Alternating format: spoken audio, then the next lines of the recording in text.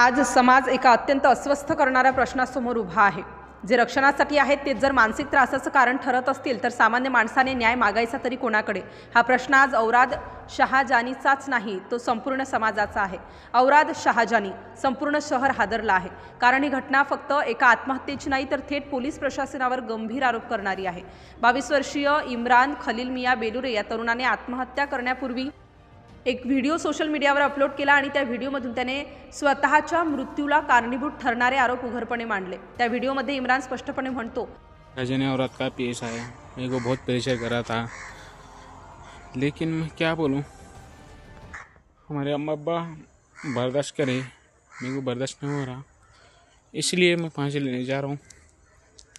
लेकिन क्या बोलूँ, मैं वो चोरी नहीं करना चाह रहा था, लेकिन करा वो अमजद बेलुरे के वास्ते।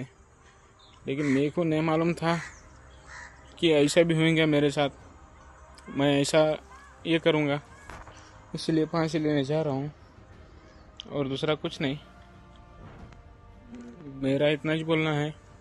औरत के भी ऐसा है, मेरे रात में 12 बजे 1 बजे हमारे अम्मी को बोलता था खाना बनाए क्या, खाए क्या, ये लड़का परेशान कर रहा है क्या। मैं इसलिए फांसी लेने जा रहा हूँ। मैं इसके आगे कुछ नहीं बोलना चाहता। इसमें PSI की गलती है और वो ड्राइवर है एक, वो रोज़ राउंडिंग पे आता था ताना जी बोल के, उन्हें बहुत प्रेशर देने का मेरे को खत्म हुआ।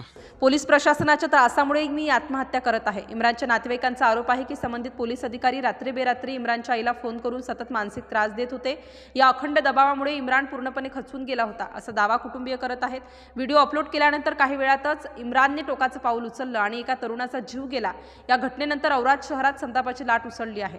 नातेवाईकांसह नागरिकांनी संबंधित पोलीस अधिकारी आणि कर्मचाऱ्यांवर गुन्हा दाखल करण्याची ठाम मागणी केली। शवविच्छेदनानंतर मयत इम्रानचा भाऊ इस्माईल बेलुरे यांच्या फिर्यादीवरून औराद पोलीस ठाण्यात एका पोलीस अधिकाऱ्यासह 2 कर्मचाऱ्यांविरोधात आत्महत्येस प्रवृत्त केल्याचा गुन्हा दाखल करण्यात आलाय। या प्रकरणाची चौकशी सुरू असल्याची माहिती पोलीस प्रशासनाकडून देण्यात आली आहे। तसेच आरोप सिद्ध होईपर्यंत संबंधित पोलीस अधिकारी दोषी नाहीत असेही प्रशासनाकडून स्पष्ट करण्यात आले आहे। मात्र प्रश्न आजही कायम आहे, जर तक्रारदारच दबावाखाली असेल तर सामान्य माणसाने न्यायासाठी नेमकं कोणाकडे जायचं? आज औराद एकच प्रश्न विचारतोय, पोलीस संरक्षणासाठी आहेत की त्रासासाठी? चौकशी उत्तर देईल, पण गेलेला जीव कधीच परत येणार नाही। राष्ट्र माझा लाईव्ह न्यूजसाठी नागनाथ ससाणे, लातूर। घडामोडी जाणून घेण्यासाठी राष्ट्र माझा लाईव्ह न्यूज चॅनलला सबस्क्राईब व लाईक करा।